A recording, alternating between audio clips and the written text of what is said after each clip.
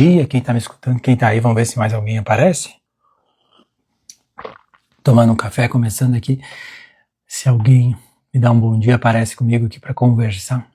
Eu quero falar sobre o que aconteceu com a Lindsay Clancy, essa moça americana, que, bom dia, Psico Carol, bom dia, Janice, bom dia cedo, mais cedo, Rafa, Cremonese, bom dia. Eu quis fazer essa live extra, vamos dizer assim. Oi, Paula, bom dia. No sábado de manhã, tomando café aqui, para falar sobre essa situação que está acontecendo nos Estados Unidos com essa moça, com essa mãe, porque é algo que qualquer pessoa que tem filho, me digam vocês se vocês têm, eu tenho 3, casa aqui de quem tem criança, ó, cheia de tralha, né? Mexe muito com a gente essas histórias assim de qualquer coisa envolvendo criança, e principalmente nesse caso específico, que o que aconteceu foi com a mãe dessas crianças. Foi ela que causou a morte dessas 3 crianças, uma criança de 5, uma de 13 e uma de 8 meses.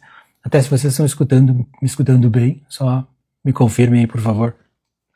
Mas, bom dia, Eduardo, Mariana. E um ponto que eu quero falar sobre o que aconteceu é que, primeiro, vejam a gravidade que é uma doença mental não tratada, ou não corretamente tratada, perdão. Então, só eu tenho aqui salvo a imagem, a relação de tratamentos que passaram para essa moça, se vê ali que foi muito errado, assim, que deu muito errado, não que foi, que deu muito errado. Uma quantidade absurda de médicos, profissionais atendendo ela em 3, 4 meses, isso não tem como dar certo. Não tem como dar certo na mesma semana, 3 mecânicos consertar um carro, 3 dentistas em um mês tratar uma mesma pessoa pelo mesmo problema. O tratamento precisa de continuidade. Então, isso aí é um problema gigantesco que está sinalizado ali na situação da moça, de que ninguém conseguia tratar direito essa mulher, pelo visto. Oi, Davi, bom dia. Então, esse é o primeiro ponto que eu quero falar para vocês. Doença mental precisa de diagnóstico, e aí o diagnóstico tem que estar certo. Em psiquiatria não tem exame, então como é que a gente faz diagnóstico na psiquiatria? É entrevista com o paciente. Se num primeiro momento não é possível fazer o diagnóstico, então a gente precisa de mais consultas ou falar com o familiar. Parece que até o marido falou com o médico, então, enfim. Depois que tiver um diagnóstico, bom, aí a gente começa um tratamento, e tratamento da psiquiatria leva tempo, né? Na imensa maioria das vezes precisa de tempo para dar resultado. E ali se vê pela questão das medicações, eu vou falar um pouquinho depois, não se deu tempo suficiente, a meu ver, tá? Eu dou aula sobre isso, sobre psicofarmacologia e tratamento, não se deu tempo suficiente para as medicações fazerem efeito. Eu vou revisar cada um dos medicamentos da moça, um a um, tá? Mas então esse é o primeiro ponto. O segundo ponto, está relacionado com o diagnóstico também, é que uma vez que ela não fez, bom dia, Graça, uma vez que ela não foi corretamente diagnosticada, foi dado tratamento indevido. Como eu costumo dizer para meus alunos, quando a gente erra, a gente acerta. O erro faz a gente ver que está errado e aí a gente pode corrigir o rumo. O problema é que tem uma vida, ou vidas envolvidas nisso, e que, infelizmente, desta vez foram prejudicadas de forma irremediável. Não tem volta mais. Mas o que aconteceu com ela? Tá falando pela evolução dos tratamentos, dá pra gente ter uma hipótese diagnóstica. Eu vou fazer a minha hipótese, tá? Não se deve fazer diagnóstico das pessoas, afirmar sem avaliar. Mas eu vou falar a minha avaliação a partir do que está aparecendo. Não foi corretamente detectado, pelo que aconteceu, que essa moça era uma bipolar, tá? E o transtorno bipolar, ele pode aparecer assim, ó, ao longo de anos, sem ter episódios claríssimos de mania, hipomania. Pode aparecer momentos ou assim uma pequena elevação de humor. Isso gera muita confusão, muita gente acha, então não é bipolar. Não, pode ser. Hoje em dia a gente usa um diagnóstico que é espectro bipolar, que é dentro da doença bipolar, é muito parecido, mas não fecha bem o critério de livro, que é 4 dias de hipomania para transtorno bipolar do tipo 2. E assim, tem a depressão, pode ser uma depressão com característica mista, ou um episódio misto, um estado misto. O que é o estado misto? É sintomas para os dois lados, então assim, é sintoma para cima e para baixo. Então, o que é para baixo? Tristeza, humor deprimido, pensamentos negativos. O que é para falta de energia? O que é para cima? Ativação, irritabilidade, insônia, redução da necessidade de sono. Então, isso é um estado misto. É para os dois lados, é 3 para cima, 3 para baixo, pelo menos assim, 3 para um lado oposto. O estado misto é esse estado em que a pessoa está triste, para baixo de energia, mas irritada e pronta para explodir. Isso é um estado misto, tá? Isso é muito sugestivo de paciente assim com um quadro que possa vir a ser um transtorno bipolar. Bom, tem mais um fator que piora a situação dessa moça. Bom dia, Brian. Bom dia, Pedro. É o quê? Ela estava em pós-parto, período pós-parto não imediato, já tinha alguns meses, a neném tinha 8 meses, né, pelo que eu vi, um neném menor. Então, o que acontece? Nesses casos, ela ainda tem um risco aumentado. Se ela, vou imaginando assim, que essa pessoa tinha transtorno bipolar ou um espectro bipolar, ela tem um risco aumentado de, dependendo do trabalho, 30%, 50% maior de fazer um quadro de psicose puerperal, que é o quê? É a mulher sair completamente assim a mulher, no caso foi ela, mas assim, um estar psicótico, né? É sair da realidade, ter delírios de que algo está acontecendo, vão prejudicar meus filhos, escutar vozes de comando que estão mandando eu fazer alguma coisa ou que estão falando de mim, são vozes de referência. O que eu acredito que aconteceu pensando no caso pessoa que tinha um transtorno bipolar, um estado misto, um espectro bipolar, apresentou o quadro porque ela começou a tratar alguns meses antes da tragédia. Então, ela deve ter feito um quadro de depressão pós-parto, tá? Que é mais o critério é mais para 8 semanas pós-parto. E como não foi corretamente tratado e ela usou antidepressivo, isso aumenta a chance de acontecer o quê? Uma virada e até, no caso dela, uma psicose. Tá? Se tiver alguma pergunta, aí fiquem à vontade aí, coloquem aí depois no final, eu respondo as perguntas, tá? Mas então, foi isso que aconteceu com essa moça, tá? E agora vamos aos tratamentos, que os tratamentos, assim, é o absurdo do absurdo, tá? Vou falar pra vocês, olha, Letícia, minha residente, aqui, ó, deixa eu abrir aqui a questão dos tratamentos. É absurdo isso, é absurdo. Ela começou com sertralina no dia 15, tá? Sertralina, antidepressivo serotoninérgico que funciona por serotonina. Sertralina é muito ativador, tá? É o Zoloft, o mais conhecido. Sertralina leva 2, 3 semanas para começar a fazer efeito. Oi, cara. Bom dia. Meu filho acordou. Tudo certo? Precisa de alguma coisa, cara? Tá bom, vai lá. Vai tomar café da manhã com a mãe. Bom, vamos voltar. Sertralina, tá? 2 a 3 semanas para começar a fazer efeito. Ela começou com 25 miligramas em 15 de setembro de 2022. Teria que esperar, então, 2 a 3 semanas. Aí entraram com lorazepam. Eu imagino porque ela deve ter começado a ficar mais agitada. Lorazepam é um faixa preta, é benzodiazepina. O que faz? Acalma, tá? Um sedativo, um ansiolítico. Entrou o lorazepam. Faz sentido que ela tenha começado a ficar agitada, tá? Ativação comportamental. Mas não dá para confundir ativação de começar a virar, excitar demais, assim, elevar demais, assim, o humor do bipolar lá pra lua, com o paciente começar a recuperar o ânimo, a disposição, tá? Eu acho que foi isso que aconteceu. Entrou hidroxizina, que eu acho que é um anti-alérgico, se não me engano. Bom, aí depois, ó, em 26 de outubro, um mês e 5 semanas de tratamento, aumentaram o lorazepam para 1 miligrama, ou seja, ela estava muito ativada, mais ativada. Imagina eu, se ela tá melhor, por que ela precisa de mais sedativo? Tá, vamos. Entrou a buspirona, que é um medicamento que a gente usa, o Ancitec aqui no Brasil, para ansiedade. Estar se sentindo ansioso. Ele não serve para crise de ansiedade, ele serve para quem está se sentindo ansioso. Então, eu imagino que ali, nesse meio tempo, todos os atendimentos eram com a mesma colega, uma médica, tá? Eu acho que ela estava se sentindo, imagino que o que aconteceu lendo a história, é que começou a se sentir mais ansiosa, agitada, e foi interpretado como ansiedade, se usou mais medicamento para ansiedade. Só que assim, ó, a sertralina, tem residente aqui para saber, né, ela é muito boa para sintoma ansioso. Ah, mas era 25 miligramas. Isso é subdose para tratamento depressivo, para ansiedade, dose muito baixa. Ok, mas mesmo assim ela já estava tendo uma resposta estranha, parece, para ter que aumentar benzodiazepínico. O uso inicial de um antidepressivo pode, no início, essa sensação de melhora pode gerar uma sensação de ansiedade, porque ele gera uma ação em serotonina, a sertralina, a fluoxetina, e no início pode dar uma sensação de pior da ansiedade, mas isso nas primeiras 2 semanas, e depois passa, tá? Ela começou, parece, a precisar de mais medicamento ansiolítico 3, 4 semanas em diante. Alguma coisa estava estranha. tá? Depois, olha ali, ó, passou o estado de o mês de novembro inteiro assim, ó, e continuou com lorazepam e buspirona ali no início de novembro com a mesma médica. Em novembro, dia 16, entrou a trazodona com outra médica. Quem sabe, trazodona, o que faz? É um antidepressivo que, em dose baixa, ajuda a dormir. Então, será que ela estava com dificuldade para dormir? Parece que sim, para entrar a trazodona ali. Bom, 21 de novembro entra a fluoxetina em dose baixa por um outra profissional. Fluoxetina é outro antidepressivo, então eu imagino que suspenderam, seja porque estava deixando ela muito ansiosa, mas parece que era ativada, e aí entrou a fluoxetina em 10 mg, que é uma dose baixa de fluoxetina, tá?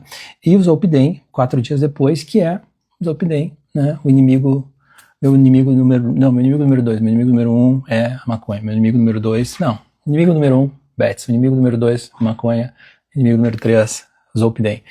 Mas o Zolpidem entrou, imagina, porque o sono continuava sendo um problema para essa mulher. Bom dia, dona Clarice, bom dia, Karine. O que acontece? O sintoma de insônia pode ser um sintoma da ansiedade. A pessoa que tem ansiedade deita, a cabeça começa a funcionar. Será que vai dar certo? Será que eu faço? Será que eu não faço? Será que deu certo? Será que amanhã vai chegar a tempo nisso e aquilo? A preocupação impede o quê? A cabeça de desligar e o sono de vir. Depressão também pode cursar com insônia, mas já tem quase 2 meses de tratamento, porque ela começou lá em metade de setembro. Nós estamos no final de novembro e essa mulher ainda não dorme. 2 meses de tratamento. O que está acontecendo? Bom dia, Jefferson. Bom, seguimos. Isso que eu estou falando para vocês, ó, é raciocínio clínico, tá? É usar o que a gente estuda, o que a gente aprende, o que a gente sabe de psicofarmacologia e entender a história de um paciente. Isso a gente faz quando avalia um paciente. Conhecendo ele, vai vendo toda a história dele, tudo que ele já fez de tratamento, tudo que ele já usou e tentando entender o que aconteceu. Assim a gente faz diagnóstico. Não quer dizer que porque usou uma medicação no passado e deu certo, quer dizer, não deu certo, tá, só não deu certo. Vamos entender por que não deu certo. Não deu certo por efeito colateral ou porque deu uma reação que mostrou que tem outro diagnóstico ali, como é o caso. Bom, depois ela foi para mirtazapina, numa dose de meio comprimido. Eu imagino, junto com o Zolpidem, foi prescrito 3 medicamentos com efeito mais para sono sedativos no mesmo dia 25 de novembro, pela mesma pessoa. Zolpidem, tá? Mirtazapina, meio comprimido de 15, que é uma dose mais para sono mesmo, tá? Não é dose antidepressiva. E o clonazepam de novo, 0,5 mg, que é uma dose baixa, que aí pode ter sido talvez para ansiedade ou para o sono. Então, segue o problema de sono, pelo visto. E a mirtazapina ali não está sendo usada como antidepressivo. E aí, no dia 30, entrou a quetiapina por outra profissional, tá? A quetiapina, para quem conhece, sabe, é um antipsicótico em dose baixa. Ele tem um efeito, uma ação antihistamínica, antialérgica, ele dá sono, tá? Ele tem um efeito por essa via, ele dá sono. A gente usa na psiquiatria para sono e porque, como ele é uma faixa preta, ele não gera dependência. Então essa é a indicação. Ela entrou com quetiapina, uma semana depois veio o diazepam. Então seguia o problema, seja de ansiedade, dessa ativação dessa mulher, da paciente estar elétrica, agitadona, ou insônia, que é um indicativo assim, de que o humor, de que a pessoa está hiperativada, não dorme, não consegue dormir. E assim, vamos lá, quem tem filho aí levanta a mão.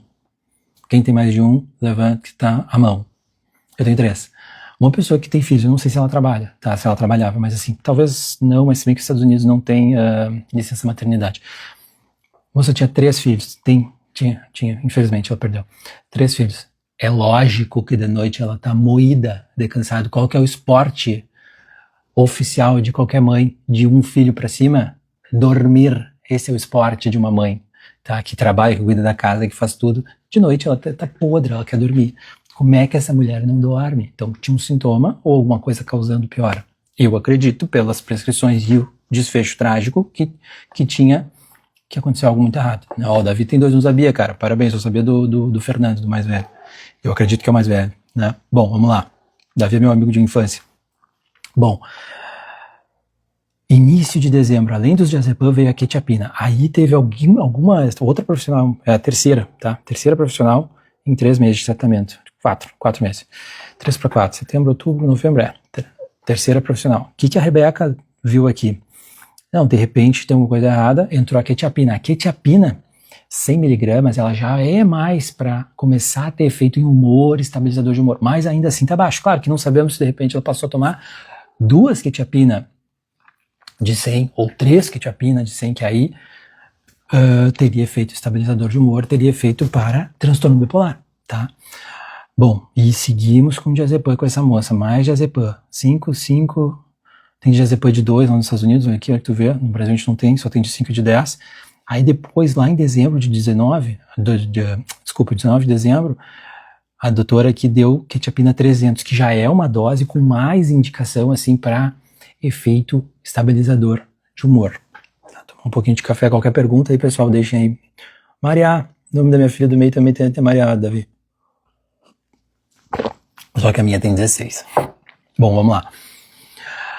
Quetiapina, continuou.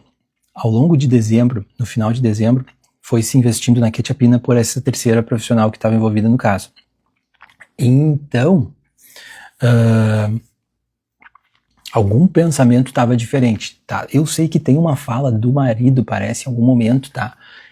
Que disse, tá no processo, agora é público tudo isso, né? Que ela não era bipolar. Isso atrapalha muito, tá? Tem muita gente que tem uma ideia de transtorno bipolar, que tem que ficar hipomaníaco, que tem que ser de livro, e não é. Uma das grandes mudanças recentes da psiquiatria foi entender que o transtorno bipolar pode acontecer de uma forma que não fica tão evidente como nos livros, bem bonitinhos os episódios, e nisso passava muito diagnóstico. Hoje em dia a gente já cuida, tá? Isso é uma coisa que tem um colega aqui da minha cidade, o Dr. Daniel Boésio, que é daqui, conhece, um médico muito bom. Há muitos anos ele já tinha essa percepção antes de começar a aparecer em estudos, tá? E foi possível, e aí, conversando muito com ele, foi me mostrando assim, né? A gente aprende com quem sabe mais, com quem tem um pouco mais de quilometragem. Bom, vamos lá. Final de dezembro, então, começou-se a mudar. Eu acho que teve essa fala do marido, talvez, de entender que não, bem capaz, só que tem esses casos diferentes, tá? Que não, que a manifestação não é igual a de livro, sempre do transtorno bipolar. Que era um tratamento correto nessa hora, tá? O que seria mais um tratamento correto, pensando no transtorno bipolar? Lítio, ácido valproico, valproato, de uma maneira geral, tá? Tô falando antipsicóticos de segunda geração, que são excelentes estabilizadores de humor, brexpiprazol, aripiprazol, olanzapina é muito bom, age bem rápido. Qual que é o problema da olanzapina? Dá muito sono e dá uma gana de comer, que a pessoa come tijolo, tá? Bom, virou o ano de 22 para 23, continuava, pelo visto, um problema de insônia e ansiedade, desconforto, que eu acho que era a ativação desses antidepressivos, e que se deu para essa moça? Trazodona de novo, com outra profissional, uma outra que tinha já atendido antes, voltou a atender ela, deu diazepam, deram trazodona, aí aumentaram a trazodona uma semana depois para 150, que já é uma dose para ter efeito antidepressivo, tá? Pode dar sono ainda, mais efeito antidepressivo. Nos dias seguintes continuou com diazepam, entre 2, 3 profissionais, uma médica, eu acho que a outra é uma enfermeira. Depois veio a amitriptilina, que é um antidepressivo tricíclico, antigo pra caramba, a gente não usa muito mais, porque ele dá um monte de efeito colateral, tem alguns riscos associados, então a gente evita. Hoje em dia tem medicamentos muito melhores, tá? Mas não quer dizer que não seja um bom medicamento, tá? E de novo, diazepam no final de janeiro, até que eu acredito que foi quando aconteceu a tragédia. Então, continuou se prescrevendo sempre sedativos ou medicamentos ansiolíticos, medicamentos para ajudar no sono, até o fim. Alguma coisa está muito errada, assim, 4 meses tratando, né, e ela não melhorando, e precisando sempre de mais medicação para acalmar, para dar sono, alguma coisa estava errada. Então, muito triste o que aconteceu, tá, de chegar a esse ponto, a gente acaba não vendo tanto, assim, episódios de psicose puerperal. Acho que nos últimos 5 anos eu vi 2, tá? Na emergência que eu trabalho, em que o paciente fica, assim, então, fora do seu juízo crítico e tem risco de ela se suicidar, ela fazer algo contra si, assim como contra os filhos ou alguém. Tem risco de infanticídio. O que se faz? É muito duro quando tem que fazer isso, mas quando tem nenê pequeno, assim, né, pequenininho, assim, quer dizer, sempre vai ter uma pequena psicose puerperal depois do parto, recolher a criança. Assim, alguém vai ter que ficar de responsável, porque o risco é muito alto de acontecer o que infelizmente aconteceu, tá? E o que aconteceu com ela foi um transtorno bipolar não tratado. Isso aumenta o risco de ela ter um quadro desses, 25%, 50% dos casos, depende do estudo, tá? E outra questão importante, ó, ela pode ter, aumenta muito a chance de ela ter uma piora, de um novo episódio até ela ter, se vamos dizer que tivesse estado certo, se ela engravidasse de novo, se, né, enfim, aumenta, ou com outras mulheres que aconteçam isso, que venham a ter mais filhos, tem um risco aumentado de ter de novo. Então é uma pessoa que tem, olha, o ideal até era evitar novas gestações pelo risco de descompensação e medicação, porque tem muito pouca medicação que a gente pode usar na gestação com mais segurança. Mas, em acontecendo quando vê tá grávida, bom, aí então a gente fica super atento com o tratamento, super alerta e cuidando para um risco de um novo episódio ali no período pós-parto imediato ou até depois. Outra coisa, o que poderia ter sido feito quando ela tem um relato que ela ficou 2 ou 3 dias sem dormir, que faz muito pensar na virada maníaca, que é aquela hiperativação do bipolar em que ele tá com o humor de um foguete, tá? Poderia ter sido feita ali uma indicação de internação e o que? ECT, eletroconvulsoterapia, tá? Dá para fazer inclusive, olha aí, doutora Daniele, bom dia. Dá para fazer, inclusive, ECT em mulher grávida, tá? É a primeira linha para paciente com risco de suicídio, episódio maníaco, sintoma psicótico. Na gestação funciona mais rápido que a medicação e é mais seguro que um remédio para o nenê, tá? E era isso que eu queria falar para vocês, porque me chocou muito. Quem tem filho sabe. Tudo que é com criança já é chocante. Quem tem filho, qual que é a pior dor? Qual é o maior medo para um pai e para uma mãe? Alguma coisa acontecer com seus filhos. Alguma coisa externa. Imagina nesse caso em que foi a mãe. Ela está sendo muito julgada por isso como mãe. E até tem um aspecto importante, parece que ela durante o julgamento chorou bastante e tal. A pessoa que fica psicótica, ela pode realmente não se lembrar de nada ou de quase nada do que aconteceu. Tá? Eu vou contar brevemente uma história que já aconteceu comigo de um paciente que ficou psicótico, que ele pegou um facão e veio para cima de mim e mais pessoas da equipe que estavam ali. Foi manejada a situação, ele estava psicótico, achando que nós estávamos querendo fazer algo contra ele, escutando vozes, que a gente ia matar ele. Bom, ele veio tentar me acertar com o facão, tinha no caso um reforço assim, de mais pessoas, ele foi imobilizado, ele até na imobilização se machucou, né, mas enfim, tinha um risco, né, internamos ele. Depois de uns dias ele saiu do episódio psicótico, do quadro do sintoma psicótico, e ele não lembrava, e ele era um paciente que já era meu paciente, antes dessa história toda, desse surto. E aí eu contei pra ele o que aconteceu, que eu tava lá, que eu fui lá na casa dele pra ver se ele voltava a tomar o remédio, ele não quis, aconteceu, ele disse, e eu contei pra ele, que ele pegou um facão, ele ficou apavorado que ele pegou um facão, mas doutor, ele ficou envergonhado, ele me pediu desculpa milhares de vezes, porque ele não lembrava, tá? Então, assim, muito triste, muito cuidado, assim, com o paciente, por isso que isso me dói muito, assim, o paciente psiquiátrico, a doença psiquiátrica não tratada, não diagnosticada corretamente, ela é uma prisão, ela é muito triste. Meu bisavô era psiquiatra e ele falava que, imagina ser psiquiatra no início de 1900. Era essa época que meu bisavô era psiquiatra e ele falava que os pacientes psiquiátricos são aqueles que ninguém quer. É por isso que os manicômios eram gigantescos também. Não tinha tratamento e as pessoas não entendiam, não queriam. As pessoas tinham que ir para lá e ficar nos manicômios. Por isso que o manicômio era tão grande antigamente, né? Tipo o Hospital Psiquiátrico São Pedro, em Porto Alegre. Bom, pessoal, era isso que eu queria falar para vocês. Vamos às perguntas. É provável que ela tenha... Bom dia, Janice. É provável que ela tenha tido depressões pós-parto nos filhos anteriores? Sim, é provável. E que, não tendo sido identificado corretamente que eram depressões pós-parto, que aumenta o risco de também de recorrência e de transtorno bipolar, tem uma associação maior, isso foi passando batido e, quer dizer, estamos imaginando, né? Mas sim, é provável sim. Vamos ver mais, tem mais alguma pergunta? Poxa, para um sábado de manhã assim cedo, entre aspas cedo, não imaginava tanta demanda, tanta participação. A Karina está aqui também, bom dia, Karina. Davi me perguntou aqui, meu amigo clínico geral pode receitar esse citalopram? Pode. Qualquer médico está habilitado, né, de uma maneira assim, o médico clínico geral está habilitado a fazer tratamentos, até uma cirurgia. Um médico fez faculdade, aprendeu, tá lá. Claro que não deveria, tá? Porque ele tem que ser mais treinado. Mas o escitalopram antidepressivo, que serve também para tratar ansiedade, tá, transtornos ansiosos, e ele é um medicamento assim que está no escopo assim do que o clínico geral tem um conhecimento, mesmo sem a especialização, para tratar pelo menos casos assim leves a moderados, não complicados, não complexos, mas assim transtorno bipolar não é algo que um clínico geral deve tratar, tá? Transtorno bipolar, depressão mista, atípica, estado misto, catatonia, esquizofrenia, dependência química, não são quadros psiquiátricos, TOC, tá? Que um clínico geral deveria tratar, porque são quadros mais complexos na psiquiatria. Um transtorno de ansiedade generalizada mais leve, sim.